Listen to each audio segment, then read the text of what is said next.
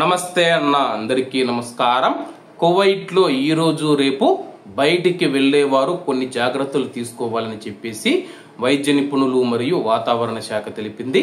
స్థానిక మీడియా తెలిపిన వివరాల ప్రకారం కువైట్ వాతావరణ శాఖ ఈ రోజు రేపు కువైట్లో వారాంతంలో పగటిపూట వేడి వాతావరణం మరియు రాత్రిపూట మధ్యస్థంగా మరియు వేడి వాతావరణం ఉంటుందని చెప్పేసి అంచనా వేస్తూ ఉంది.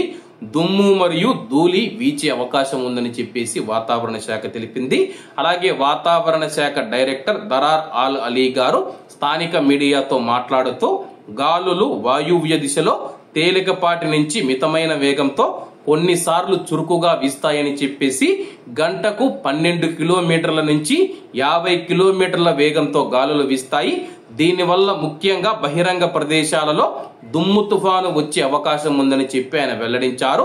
కువైట్ లో గరిష్ట ఉష్ణోగ్రతలు 35 నుంచి 37 డిగ్రీల సెల్సియస్ మధ్య ఉంటే రాత్రిపూట అవి 21 నుంచి 23 డిగ్రీల సెల్సియస్ మధ్య నమోదవుతాయని చెప్పేసి, అలాగే శనివారం వాతావరణం గురించి కూడా మాట్లాడుతూ శనివారం కూడా వాతావరణం వేడిగా ఉంటుంది. తేలికపాటి నుంచి మితమైన వాయువ్య గాలులు వీస్తాయి. అలాగే గంటకు 15 నుంచి 50 కిలోమీటర్ల వేగంతో దుమ్ము తుఫానులు వచ్చే అవకాశం ఉందని చెప్పేసి గరిష్ట ఉష్ణోగ్రతలు 34 నుంచి 36 డిగ్రీల సెల్సియస్ మధ్య నమోదవుతాయని చెప్పేసి వాతావరణ శాఖ అంచనా వేసింది.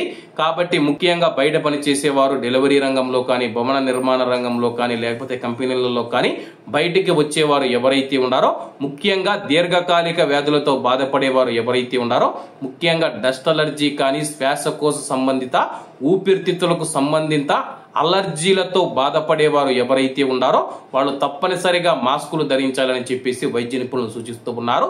అలాగే దుమ్ము తుఫాను వచ్చినప్పుడు సాధారణ మనుషులకు కూడా మాస్కులు పెట్టుకోవడం మంచిదని చెప్పేసి, ఎందుకంటే రాబోయే రోజుల్లో డస్ట్ అలర్జీ కానీ ఊపిరితిత్తులకు సంబంధించిన వ్యాధులు రాకుండా నివారించవచ్చని చెప్పేసి వైద్య నిపుణులు తెలుపుతూ ఉన్నారు. కాబట్టి అందరూ బాగుండాలి, అందులో మనం ఉండాలి. అందరికీ నమస్తే అన్న, జై హింద్.